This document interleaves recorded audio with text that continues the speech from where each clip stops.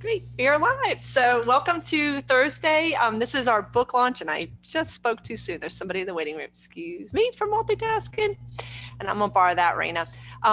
Thursday night book launch, and it is hard enough to have a book of poetry in any given time, and we're used to having in-person book launches. I am so excited to have Caroline Earleywine here to do a book launch with us, but a book launch during the pandemic is all the harder.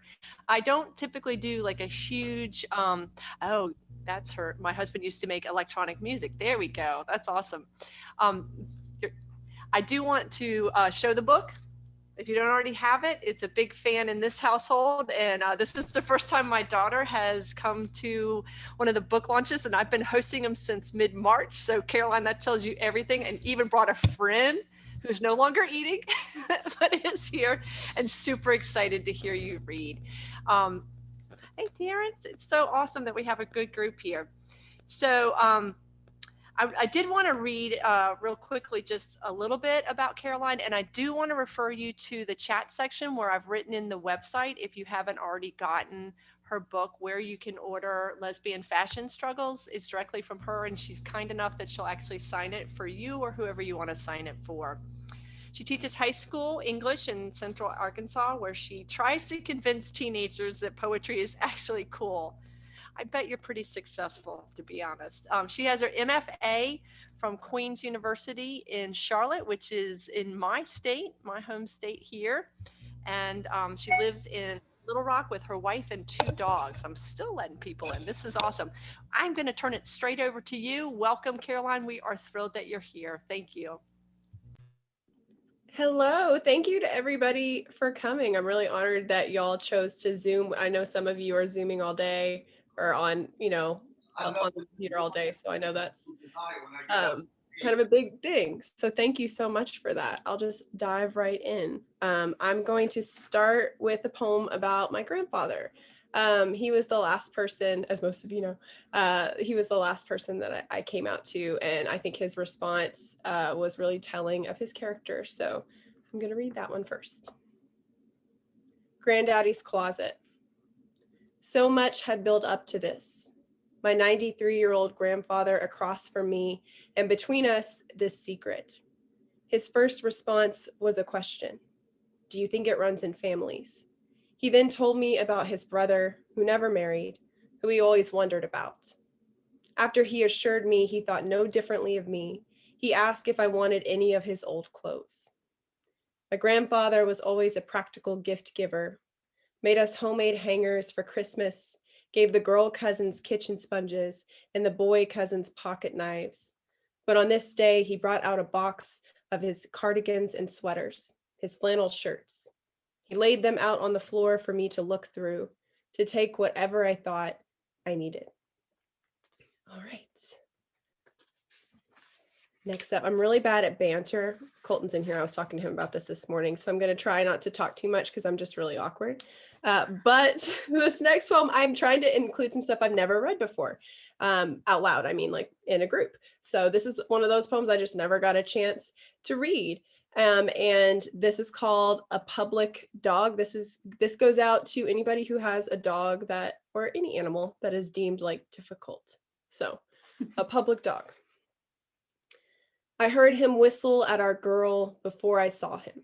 Bullet sirens short and loud, a call meant to charm her from the basket of her cower, make her dance into his arms. He reached down before we could stop him, ignored the spiked army of fur at full attention down her back, the ears slicked down, the low growl, her only language for saying no. Still he reached, even as her growl grew to a bark. She lunged toward him, my wife struggling to pull her back.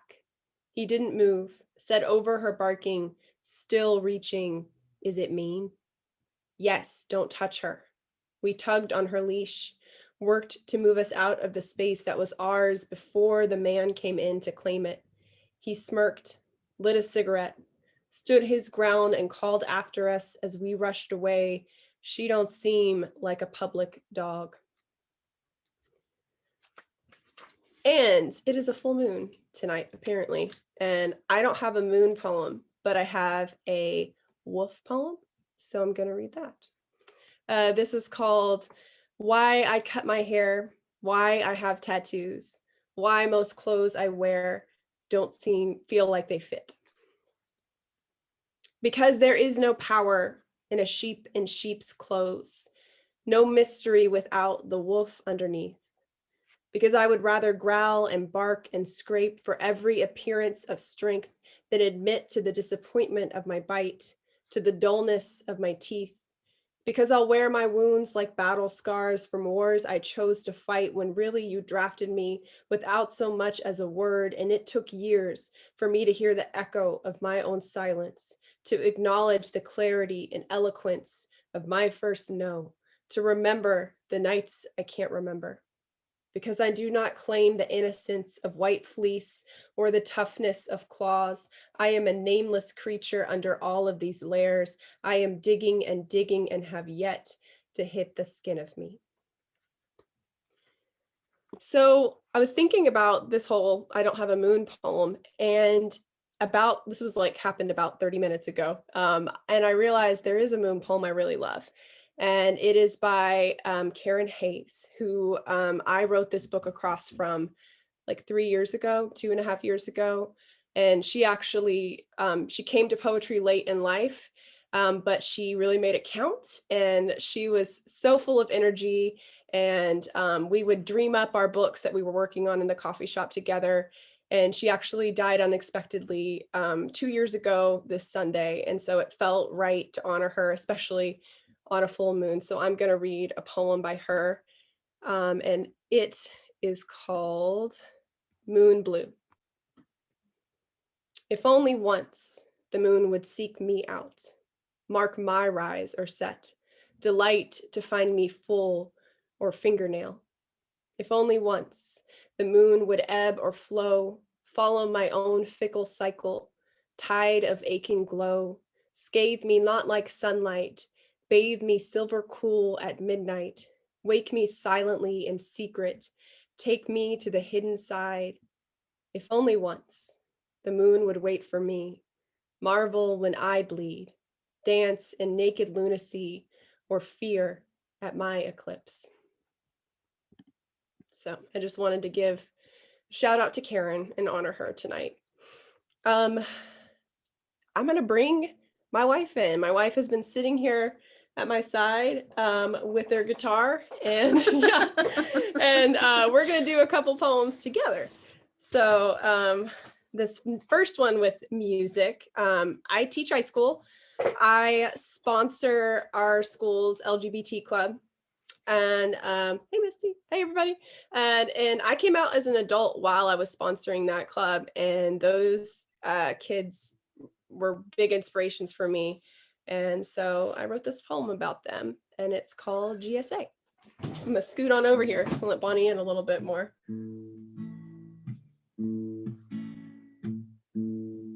When the night has come and the land is dark and the moon is the only light we'll see,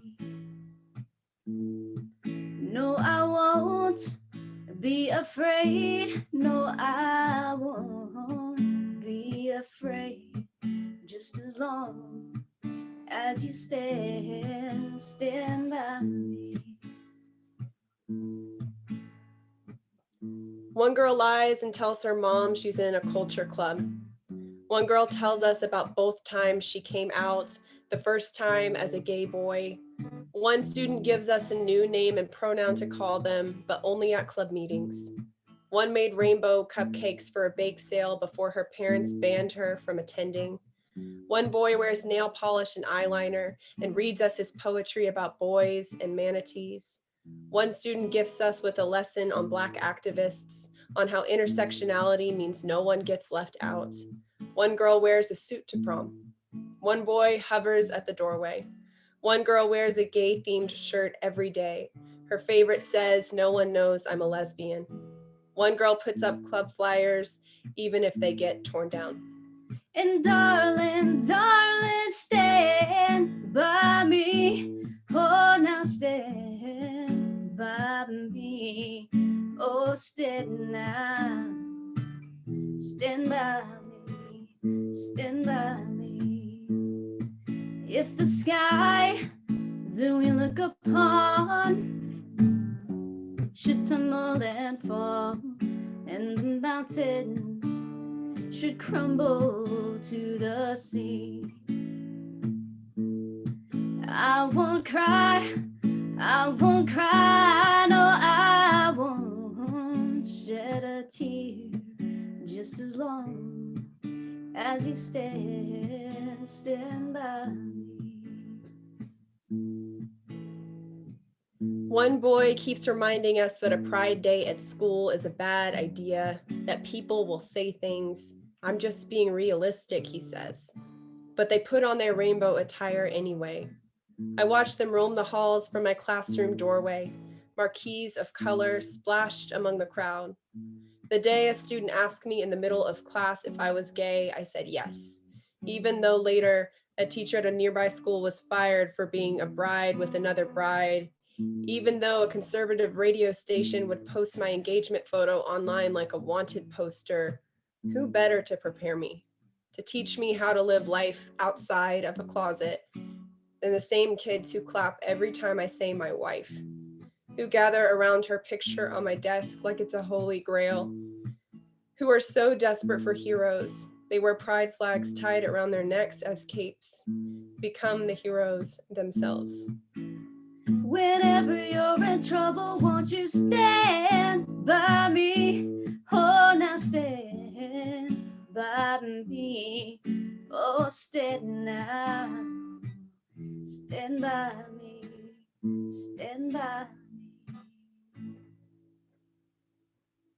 All right. Thanks, Bonnie. You're welcome. We got one more music poem combo. This one is one I wrote 4.5 years ago. And so many nice messages. Y'all are awesome.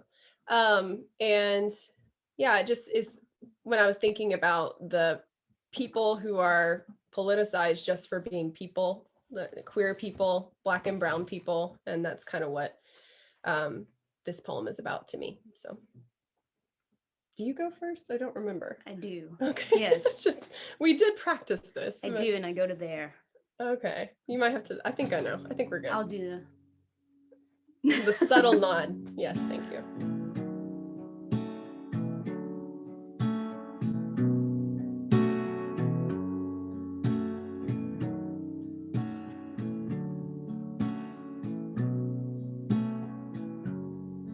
Every time I look in the mirror,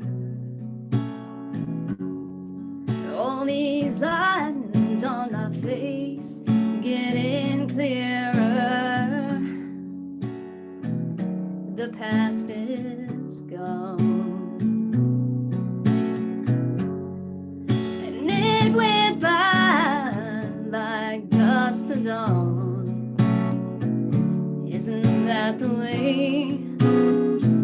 Everybody's got their dues in life to pay.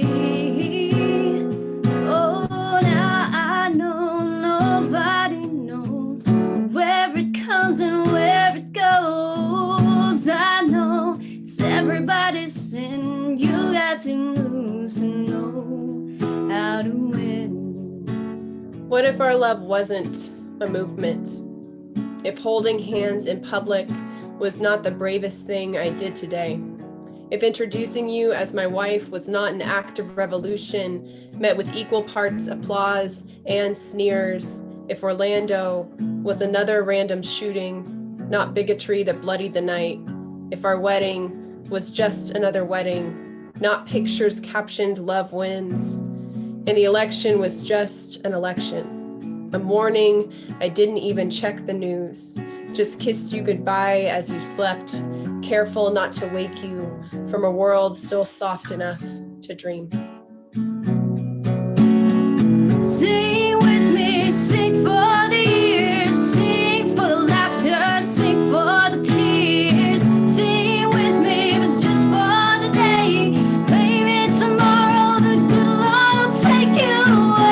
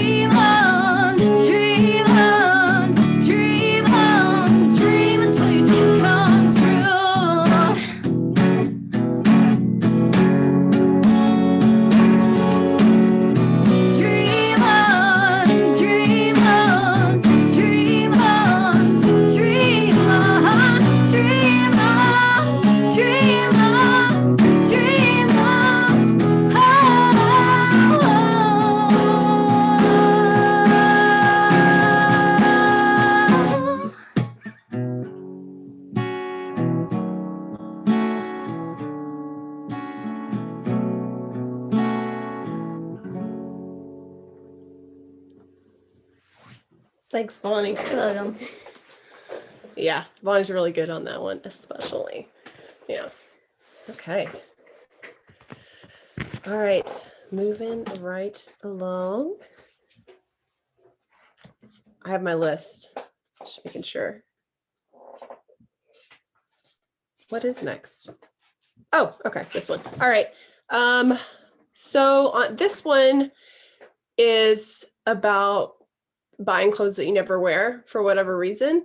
I didn't know that in the pandemic I would have the whole closet that I just never. There's clothes I haven't seen since March that I just have not worn, and so yeah, that's all. I feel like it's a appropriate poem since my book is largely about clothes. So this poem is called, well, it's a bleed-in title. I think that's what that's called, running title. So I'll just start reading it. Sometimes I feel sorry for the clothes I buy but never wear, the ones I double back for and pluck from the rack on impulse, that I smuggle into dressing rooms in my search for something that looks like anyone but me, or who I could be if I was braver with fewer fucks to give. The ones I take home to never leave my bedroom, Rapunzel's in my tower, the blazer with the tag hanging from its sleeve like a garter that should long be ripped off, the one that turns my black pants into a suit if only I'd let it. The blue tube of lipstick that touches my lips when no one else is around, my secret girl, my bruised lady of the night, the loudmouth jumpsuit tight enough to tell every curve, backless except for strips like guitar strings begging for someone to strum them, the black top that shows a whisper of stomach with slits in the sleeve, the men's button down I fasten all the way up, too snug on my hips, my body too woman in its embrace. These clothes deserve to know the heat of a body, to be worn out, not just used for practice as I finger their fabric. They lie on my bed like French girls saying, don't paint me unless you are going to take me to dinner or a movie or dancing or even a drive. Don't take your picture with me if you're just going to delete it before anyone sees. I dare you. Be this woman you pretend to be. Literally has that lipstick. Interesting. Cool. I'm into lipstick. I've been less into lipstick as I used to be. There's definitely a lot of lipstick in this chapbook. All right, this next poem is about largely about my hometown. I've got one of my high school buddies on here, Terrence Ford. We were in band together. I really appreciate you coming, Terrence. But to me, this poem is about like the fact that like you never know who you're influencing and who you're inspiring just by being yourself. This is about the only girl who is out at my high school. So the only girl out at my high school wore a lot of black. Her pants were wide and bedazzled with chains. She had a lip ring, wore a rainbow of bracelets stacked to her elbow. I remember her walking down the hall with two girls, and I wondered if one was her love. I wondered if it was lonely, being a stereo of pride, bass booming, intimidating, and loud, and all of the things girls weren't supposed to be in that small Arkansas town where kids debated over religion between classes, said women were supposed to be silent, and gay people were going to hell. My parents told me to take a walk, not a stand, and I mostly listened. Slow danced at prom with my own shadow, my face a bouquet of scarlet anytime my name was called in class. I was a violin with the strings plucked out, a symphony of silence, exactly who I was taught to be. She was her own marching band parading down the halls, and even the religious ones respected her, liked her taste in music. I once sat with her on an empty stage after play practice and watched her go through a playlist on her laptop. I don't remember the songs, but I remember we laughed. I remember the way I felt awkward, but also excited, how I paid attention, like I was hearing an overture, collecting the melodies so someday I could sing them. All right. Can I do the snap since no one else? Bonnie's being the snapper over here for me, so I can hear a response. Although, like, the messages are lovely too, and I can see some of your faces, so that's nice. All right. The next one is kind of another, this is a shout out to I've got some English teacher friends on here. This is a shout out to y'all. This is about visibility. I think I often think that my life would have been different if there was more queer visibility in my life as a kid. So this is called All the Closeted Characters from My Childhood March in a Pride Parade. Scout skates with her roller derby team. Tattooed arms burst out of her dyke tank top, her knees bruised like summer's blustering through Macomb. Dumbledore hands out flyers that say transgender women are women, smiles over his half-moon spectacles. Mercutio walks on stilts in a crop top and wings, makeup flawless, a tattoo with the initials RM barely visible above his heart. Mulan holds a sign that says non-binary is beautiful, their hair shaved on the sides. Nancy Drew drives her blue convertible, come to my window turned all the way up. I sing along and wave. They are the crew I always wanted. Here, I am the child I could have been. Some days are hard. Friends avoid me. My parents' flustered confusion. But there is also beauty. My first kiss with a girl at summer camp, our lips two sparks in the night, instead of with the boy who silenced my mouth with his. My first heartbreak, driving by my exes, cry singing Tegan and Sarah, instead of the hollow ache. My heart a match no man could light. My wife is not the first woman I will let myself love. I'm still bruised, but in different ways. Here, the world is filled with possibilities. Here, I see them, am waving as they pass, mirrors creating a kaleidoscope of reflections until I can see myself.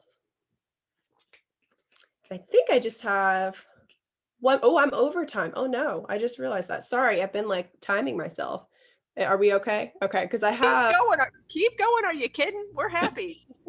I'm trying to like not go over, but I had a bonus poem. So this is a new poem that I wrote, I don't know, a few months ago, and I was like, man, that would have been really good in lesbian fashion struggles. So I'm calling it like the encore poem. So it'll just go in the next book. This is called Ode to My Wife's Gender. My dearest baby, you magician with kitchen scissors coming out of the bathroom with the coolest cut. Praise your tool belt and the way you wear it. Praise the evolution of your pronouns and your closet. Dresses replaced with blazers, button-up, shiny black boots. My heart bursts when you are bow-tied and beaming in hot pink pants. Praise your hands on a guitar or hammer or my thigh.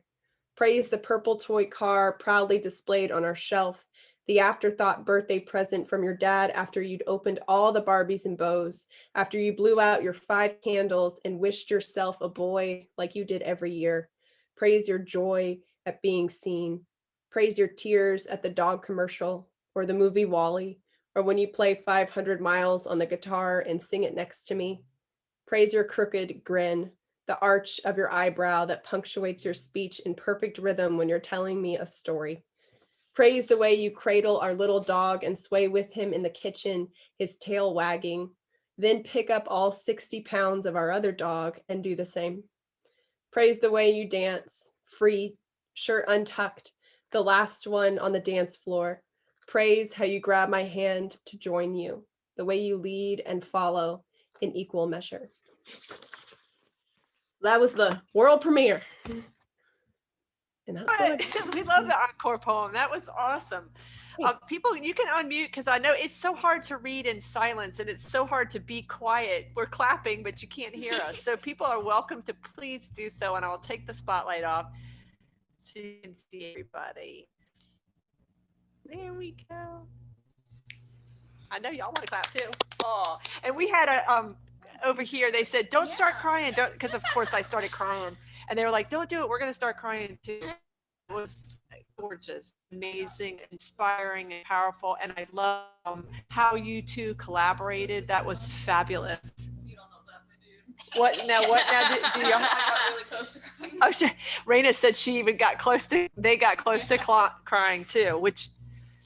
You know, and actually you just taught me something that I didn't know. And I feel really bad as a parent, but when you were reading one of your poems about your students and how they inspired you, they said GSA walk out in pairs because there was bullying. And that was the first I'd heard that.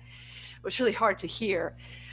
So, somebody had written something also in the chat section about, how it shouldn't be an act of courage or bravery to be yourself. In that dovetails with your poem about why can't this just be a wedding, a wedding. And hearing that really caught me off guard. So thank you, Caroline, because that's actually something that gets us talking a little bit more. And that was not something I was aware of. So I know other people have questions and I can be super talkative. So please jump in. I'm looking for questions in the chat section. Yeah, you're laughing, kids. Love you. Just want to say thank you for that. And I did not think I was going to make it through without crying either tonight. The GSA poem almost got me. The Karen poem almost got me. So yeah.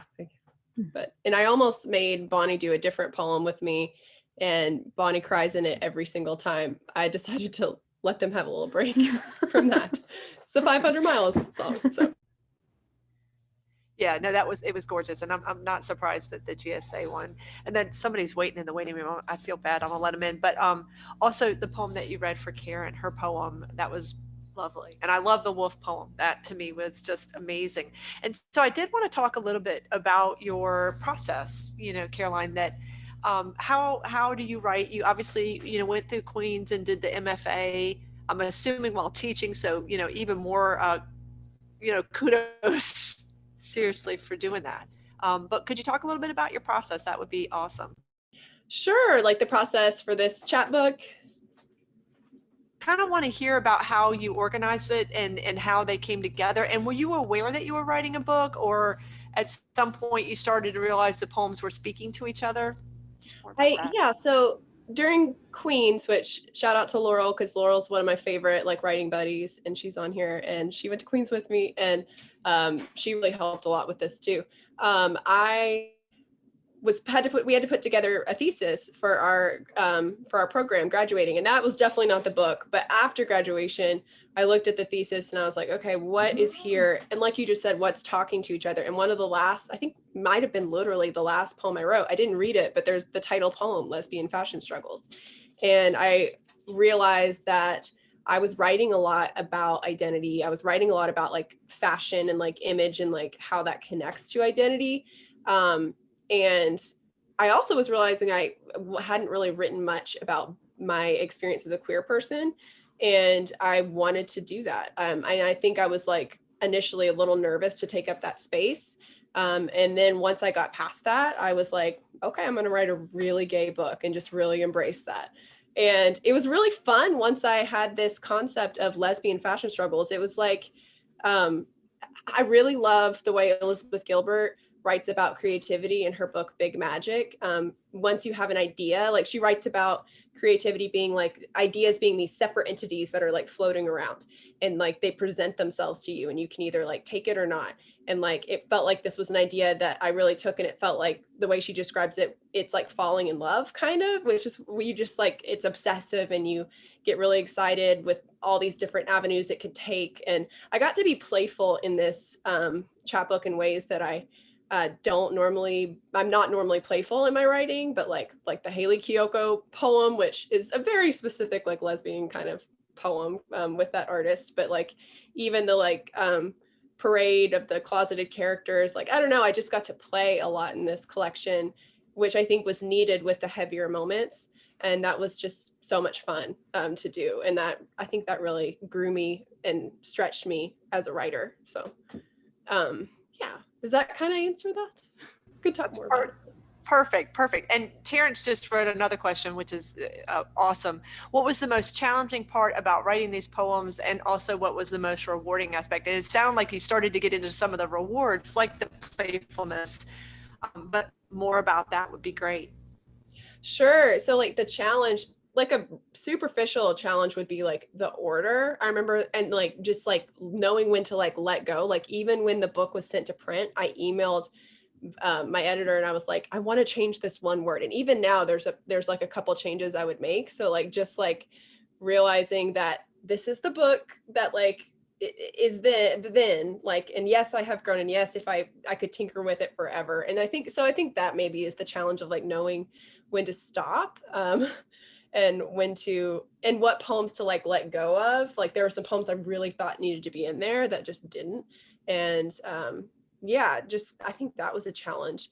And the reward, I mean, I think the connections that I'm making, like that poem, The Only Girl Out at My High School, like I connected with that person and showed her the poem, and it was really, like she said, I always thought everybody just thought I was weird and kind of scary, and I never thought anybody saw me as anything other than that. And so I think that was really cool to be able to witness somebody in a way and reflect something back at them that they didn't see in themselves. And there's been like other people from my hometown, like queer people who have reached out. And I think that collective experience of like growing up in a small town, closeted, and just all that, I think that the way that brings together, I think is, that's been really rewarding. That might be the most rewarding thing. And also the way, I guess it's connected to youth. I got to do a workshop not that long ago with another queer LGBT group in Wisconsin. That was so amazing. And I really love connecting in those ways. So.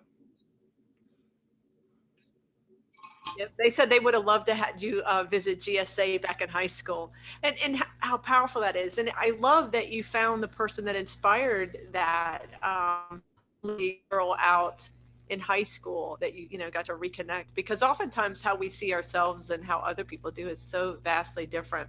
The other thing I really noticed is you have a really exact way of describing things that's really lovely. And I can see, like you were saying, wanting to go back and change one word. You spend a lot of time in editing, that obviously, that's something I see kind of that you're passionate about, just because of how you were talking about hard to let it go. And so I wanted to talk a little bit about, how do you edit? What's the process that you use for that? Because writing is very different from the editing process.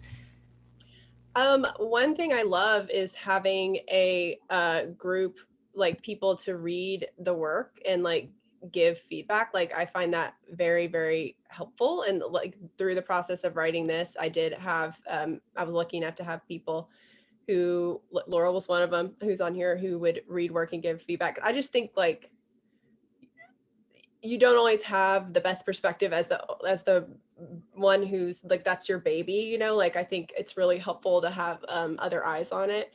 So I find that really important. And I think for me, it's just like, I'm trying to think, like revising, sometimes I feel like I just don't know if I made it worse or made it better. And it's sometimes really like, I think, I don't know. I'm struggling because like revision is such a weird thing for me. But it is where like that's where you spend like 90% of the book is revision, or for me that's what I did. I wish I would have more eloquent things to say about revision, but having people to read my work and like give feedback of like what they're taking from it, I think is helpful. I think also, a teacher told me this, like, I don't know. That's basically the main thing, is having people to read it. Yeah, I think that's critical, is having that community. And then also what you said about, that you spend a good portion of time in editing. That's what that shows, because it's particularly like the images and the musicality. Somebody else had a great question. Tiffany was saying, regarding feedback, since publishing, what's been the most surprising, and what kind of response wise, or how maybe a review or something like that is how I understood. Tiffany, correct me if I'm wrong, jump in. Most surprising thing. Yeah, no, that's it. So I think the connections I've already mentioned, like I wasn't expecting that. That was a bit of a surprise. I think also the vulnerability of it, like I knew it would feel vulnerable, but like there is, especially since I write a lot about people who are in my life, wanting to make sure to take care of them, and like worrying if I had like that I haven't, and all of that. And I think like I don't know, the poems that like, sometimes the poems that like were my favorite, I think this is not necessarily somebody else's response, but there's like a poem in here that I thought was my absolute favorite. And I haven't read it at a reading once. Like, I don't know. It's just like the way your relationships change to your poems, I think is something that surprised me. Like the ones that I always thought were the ones that are resonating aren't always the ones that I think will. So that's been surprising. Very true. I think sometimes when you start reading them, you find that there's just kind of a group that really wants to be spoken. And I know we lucked out that we got to hear, a new poem that hasn't been read, and then also some that you don't normally read. And that's fabulous. But oftentimes after a book is published, the relationship still changes. You talked about how one of your teachers said it's kind of like falling in love. There's this obsession, there's this drive. And then reading it again, you can sometimes fall back in love with a poem or find that new love's within the book. That's fabulous. That makes a lot of sense to me. Lynn has a great question too. What's your favorite poem that you have written? Well, that's like asking you which child you like better. Go on, tell us which one.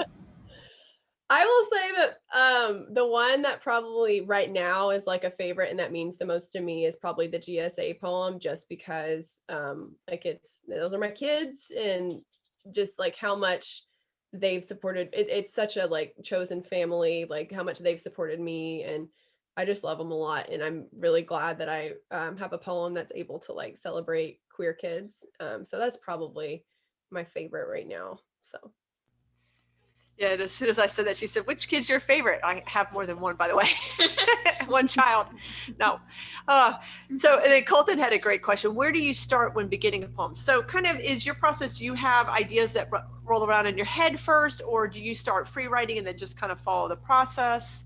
I usually have an idea of what I want to write, but that sometimes works against me because I'm like very much like have this picture of this is going to be the poem, it's going to be about this, and I try to write it and it's like crap. That happens sometimes, and I'll get stubborn and try to, and it just doesn't work. Sometimes the poems like don't want to be what you want them to be. So one of my favorite ways, and I don't do this often, but like just making a word bank from like I read an Adrienne Rich poem and I made a word bank. This is during like April of a few months ago. And I just started messing around with it. And like, I wrote one of my favorite poems that I've written in a while. And I've done that, not a whole lot, but like trying to like surprise myself and stretch myself in different ways like that is good. But for the most part, my routine is I have an idea, I free write about it. Then I like type it up, and I like, one of my favorite teachers at Queens has this whole process called sculpting the stone that I now teach. And it's basically you start with an image, you free write about it, so there's no pressure of like trying to write a poem line by line.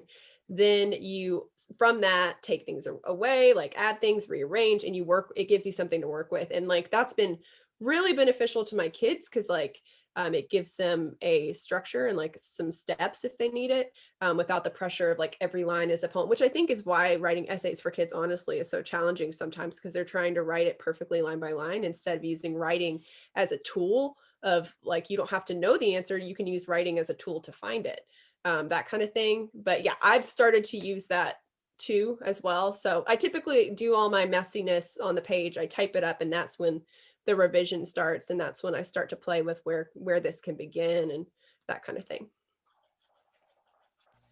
Wow, that was very helpful. Thanks for asking the question, Colton, and thanks for answering it, Caroline. I did want to go back to the word bank. Are you just writing down words that appeal to you? Because I wasn't really sure what you meant by that. And I was like, that's basically it. Yeah, it's one of my like go-to if I'm completely stuck and I don't even know what I want to write about. That's what I do sometimes. If I'm like I'm writing a poem, it's happening, then but I don't know what to write about, that's what I'll do. No, that makes sense. And that's, I have a similar thing where I just open up books and just put down whatever words occur to me, but I hadn't heard it called a word bank. And I was like, I like that, because oftentimes a new word or how words bump up against each other will spark something. So I like that. I like that. Well, I'm hoping I didn't miss anybody's questions. So if you wrote a question in the chat section and I missed it, please just unmute and shout out, because occasionally I will miss something, even though I'm trying to be mindful. And I also have to tell you the poem that you, the song, I didn't want to like embarrass your wife, but I was like, God, I kind of want y'all to do the one you didn't do because the collab was so much fun. Okay, I don't see any questions. I also don't have anybody signed up for open mic. So if you want to raise your hand, I will write your name down for open mic, or we can ask Caroline for another poem. It's up to y'all. We could do the last song if y'all want to. Would you? Yeah. I'm so sorry for. No, it's okay. There's no guarantee that Bonnie might cry, but I was that's going okay. to say, Bonnie, I'm I so already sorry. have. It doesn't matter. Yeah. Oh, thank y'all so much. That would be amazing. Okay, so these are the last two poems in the book. So they close it out, and they're closing this out, so that seems appropriate. I think we have this one figured out. This is the one that there might be the most room for error, but that's okay. Let me see. I'm gonna let Bonnie play with it for a minute.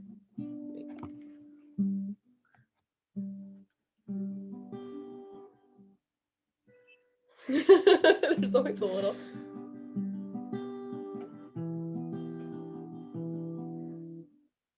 I think that's it.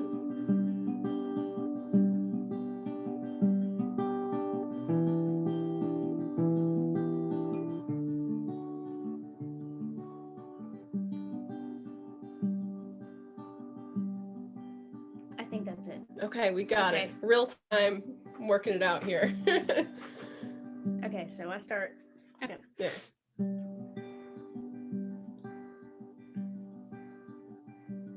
When I wake up, will I know I'm gonna be the one who wakes up next to you.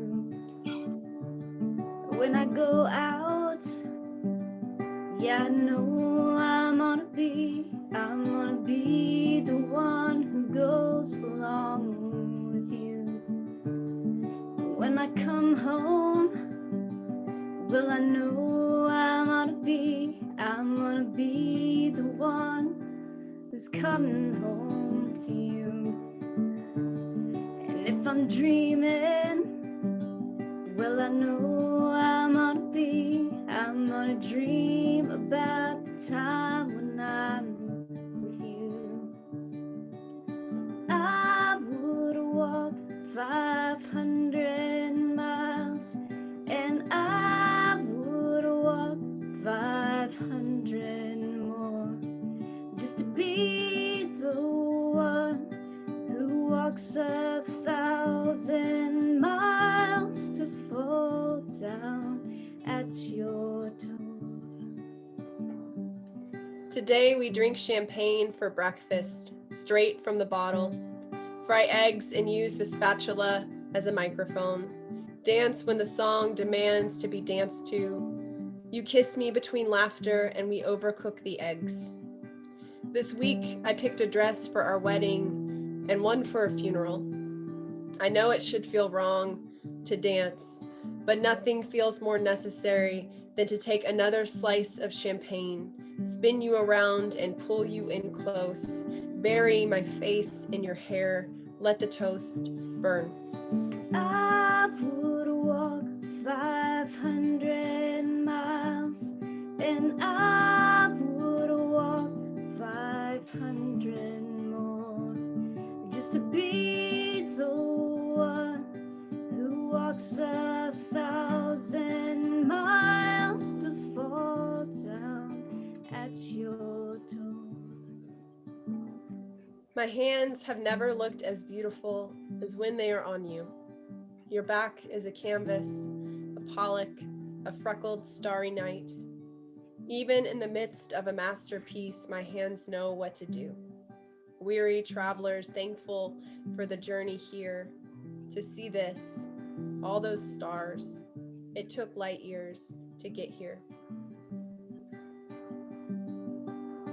I would walk 500 miles, and I would walk 500 more, just to be the one who walks 1,000 miles to fall down at your door. did. That's like a first, I think, that you haven't like. I messed up because you looked at I me, know. though. I forgot. That's our rules. I'm not supposed to look at you. Oh, that was awesome. And people were writing in there, crying. And Serena said, I'm crying on the inside. I just, I also noticed that with a lot of your poems, the last line just like always hits me. I'm like, oh, that it took light years to get here. It's just gorgeous. And hearing Bonnie, singing with that is perfect. That beautiful collaboration, guys. I really feel like we just got so many bonuses tonight. And I just can't thank you enough for generously sharing your time and being here, and all the people that have joined us. And I think I've been pretty mindful of not missing a question. But again, I just remind people, let me know if I did. Please jump in. You girls have any questions? People? Not No? currently, no. Okay. If I talk, I'll cry. Oh, if I talk, I'll cry. Okay, I won't do that to you. Oh. Yeah, I'm so Marcy honored just, that they came. Everybody look, came, it's, like, yes, no, it's fabulous. Like, that's what I was telling you, Caroline. This is, I've been doing this weekly for almost a year now, and this is the first time Serena's come. It's because it's you. I'm so honored. That made me really excited. So thank Well, she said it's because it's good. It's gay. you. Because did you say because it's gay? I'll take it. I'll take it. Okay. And that's a beautiful thing, though, that your poems are reaching people who normally wouldn't read an entire book of poetry because it speaks to them. And I think it's so important. Yeah, she's read mine, but she kind of has to if she wants her allowance. But I think that's really powerful. Somebody had written in there, and I will be sending you the chat section because I'm sure you missed this. It's hard to read your poems and then also read the chat section. But people were writing, you're my hero. That this has import, and I think that that's a powerful thing to hear, and important for you to hear it, because it's true. You're talking about how other people inspired you, but you definitely inspired my daughter, and it's wonderful. I deeply appreciate that. Marcy just wrote, I've read the whole book and loved it, but it adds so much hearing you read and also having Bonnie. And it is a very different experience, right? When we read on the page, we have our own inflections, but then to hear Caroline where she pauses and what she emphasizes, it does alter some of the experience. Yeah, Terrence is putting his, the hand on the heart. It's really lovely and powerful to hear you read them. And that actually, I reached out to you because I saw you on Wednesday Night Poetry, and I was like, I have got to fangirl this poor person and say, please come to a book launch. So, it has impact. Yeah, Well, you two are thank so you. talented. You're so kind. I am humbled. Thank you so much for having me, and the questions were so thoughtful and your words were so kind, and I just so appreciate it. Thank you. My pleasure. Well, I think that we have a few more minutes left. So if somebody wants to jump in, I think we'll just skip open mic because it sounds like we either have people that are feeling shy today, and that's fine. And we also have time for another question. Are you working on anything right now? That's something I want to know. I am working on a full-length collection. It is in its like not baby stages, but I just recently, with this collection, once I had the idea, I felt that spark, like I said, like it feels like falling in love, that kind of thing. And I hadn't felt it, and I finally feel it with this collection. Like I think I finally, like, oh no, it's like we have our heading, like on Pirates of the Caribbean. That's what I feel like. Like I'm like, okay. And so I'm really excited about that. It's gonna be, I think it's gonna be a minute, but I'm really excited to work on it. So yeah. Well, we're excited for you because it means, new material coming out, and it's a fabulous thing. But oftentimes for some people, after having a book get published, it can feel like, I don't know if I have something else to say. So I'm really glad to hear that there's an inspiration, there's something drawing you forward and creating a full length. That's fantastic. Yay. Yeah, there were so many poems that like I'd written, but that didn't fit in the parameters of this, chapbooks. I feel they're a little bit more themed. They're a little bit more specific. And so I had a lot of leftover poems, and some of those poems I'm letting go of. And that's kind of a hard thing sometimes to be like, oh, at the time I thought this was so good, but yeah. Yeah, the winnowing away, and sometimes that's the hardest part, is saying what needs to come out or needs to wait for another time. Mhm, So. mhm. Well, fabulous. I think that we will say goodnight. I want people to unmute so that you can, it's really hard to read. I want to say again how hard it is to read and not hear anything back, and you get to see faces, but unmute guys so that we can say a big thank you to both Caroline and Bonnie. Thank you. We loved it. Thank you so much. We're doing our silent. Thank you. Absolutely fantastic. Congratulations, Steve. So Fantastic. much. And Terrence has a song coming out tomorrow. Shout out to that. Ooh, we're not talking about that though. Just saying, shout out.